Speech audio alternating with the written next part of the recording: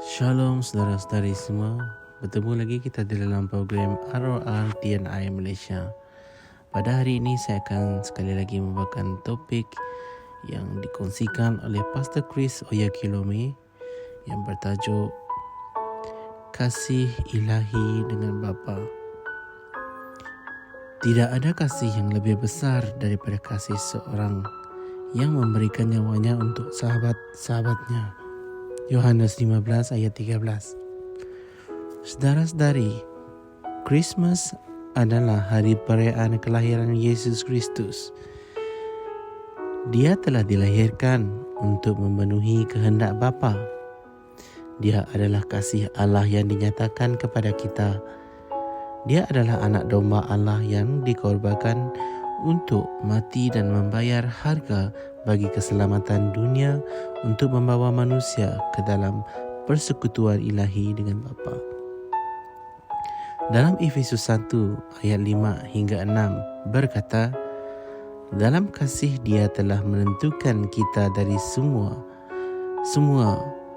oleh Yesus Kristus untuk menjadi anak-anak-Nya, sesuai dengan kerelaan kehendak-Nya, supaya terpujilah kasih karunia-Nya yang mulia yang dikurniakannya kepada kita di dalam Dia yang dikasihinya.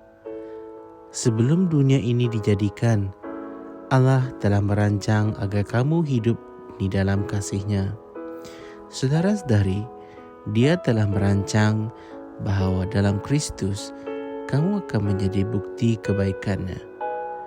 Efesus 2 ayat 10 berkata, kerana kita adalah hasil karya Allah sendiri, buatannya yang diciptakan di dalam Kristus Yesus, dilahirkan semula agar kita dapat melakukan pekerjaan-pekerjaan yang baik yang Allah telah tentukan, yang semua sudah rencanakannya untuk kita.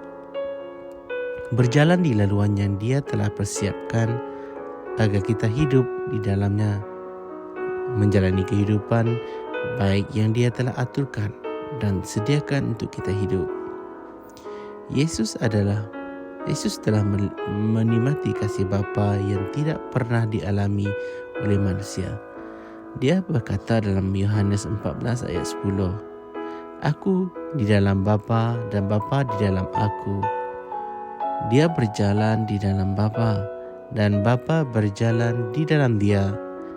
Kita seharusnya melakukan perkara yang sama seperti yang dinasihatkan dalam Efesus 5 ayat 1 hingga 2. Sebab itu, jadilah penurut-penurut teladan Allah. Contohilah Dia dan ikutilah teladannya seperti anak-anak yang dikasihinya, yang mencontohi bapa mereka dan berjalan dalam kasih, saling menghargai dan bergembira di antara satu sama lain, sebagaimana Kristus juga telah mengasihi kita dan menyerahkan dirinya untuk kita sebagai suatu persembahan dan korban bagi Allah untuk kamu, supaya ia menjadi suatu bau yang harum. Saudara-saudari, Dia telah menyelamatkan kita dengan kasih-Nya sendiri dan berkorbankan nyawanya untuk kita, supaya kita dapat menikmati kasih Bapa melalui persekutuan.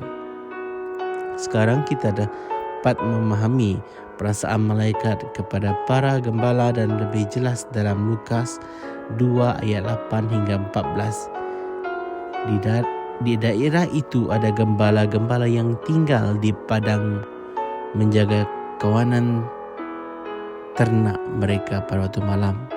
Tiba-tiba berdirilah seorang malaikat Tuhan di dekat mereka, dan kemuliaan Tuhan bersinar meliputi mereka, dan mereka sangat ketakutan. Lalu kata malaikat itu kepada mereka, jangan takut, sebab sesungguhnya aku memberitakan kepadamu kesukaan besar untuk seluruh bangsa. Hari ini telah lahir bagimu Juru Selamat yaitu Kristus Tuhan di kota Daud. Dan inilah tandanya bagimu. kamu akan menjumpai seorang bayi dibungkus dengan lampin dan terbaring di dalam palung, dan tiba-tiba tampaklah bersama-sama dengan malaikat itu sejumlah besar bala tentera syurga yang memuji Allah. Katanya, kemuliaan bagi Allah di tempat yang maha tinggi dan damai sejahtera di bumi di antara mereka manusia yang berkenan kepadanya. Baiklah saudara, mari kita berdoa. Ya Bapa, Engkau Tuhan yang hebat, mulia, adil, kudus dan benar. Aku mengasihi Engkau, ya Tuhan. Engkau Tuhan yang pemurah dan baik sentiasa.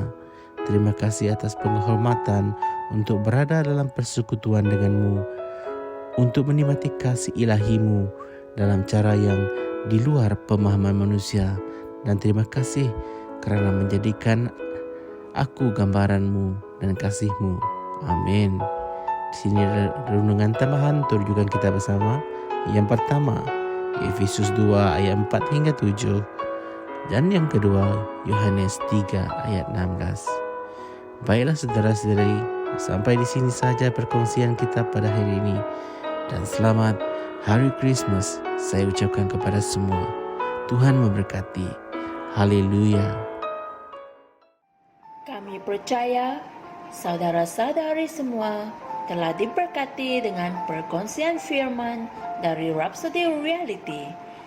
Bagi sesiapa yang ingin menjadikan Yesus Kristus sebagai Tuhan dalam kehidupanmu, kamu boleh mengucapkan doa ini bersama dengan saya.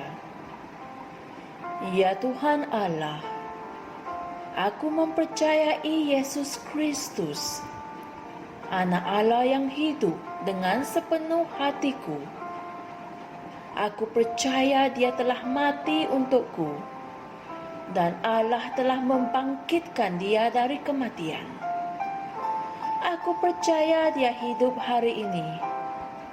Aku mengaku dengan mulutku bahawa Yesus Kristus adalah Tuhan dalam hidupku mulai dari hari ini.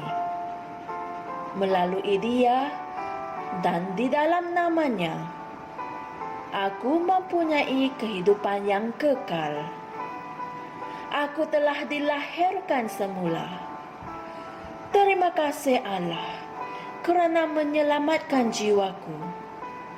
Aku sekarang adalah anak Allah. Haleluya. Tahniah, sekarang kamu telah menjadi anak Allah.